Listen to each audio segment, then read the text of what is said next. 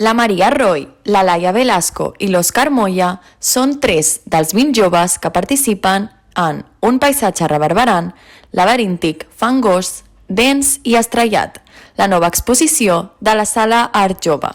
Aquesta mostra, comissariada per la Blanca Àrias i l'Edu Pineda, presenta obres d'art amb un caràcter molt reivindicatiu. És el que vivim cada dia i són les qüestions que ens afecten a nosaltres i a la resta de la població, no només a les artistes. Des de fer escultures amb estrats de terra a revisar la història de figures emblemàtiques com Floquet de Neu o l'edifici Estel de l'Eixample, la nova exposició de la Sala Art Jove ofereix una gran diversitat d'enfocaments creatius. El que més em va interessar és què va passar amb el Floquet quan es va morir.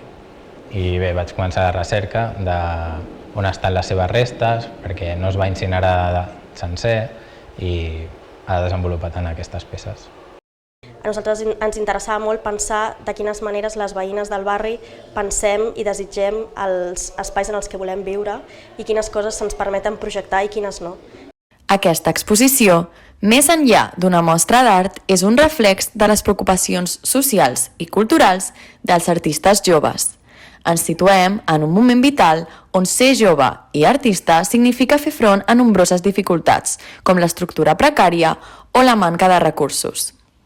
Hi ha una constant frustració que al final donen molt poques beques, no? Crec que hi ha gent molt potent, amb idees molt potents i sí que és veritat que està costant. De quina manera et guanyes la vida per poder crear en paral·lel, perquè moltes vegades aquestes convocatòries, tot i que t'ofereixen molt d'acompanyament i molts recursos, no són recursos econòmics suficients com per viure, o almenys en una ciutat com Barcelona.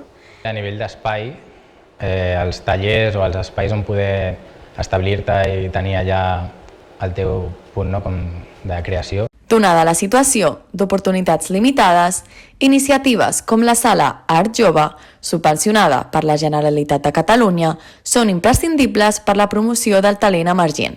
Hi ha una altra cosa que és molt important dintre de l'art jove, que és com aquest acompanyament que està fet amb tant de carinyo, no? Com si guanyes altres beques, al final l'únic que faràs és exposar una peça i aquí es dona un espai i un temps per experimentar.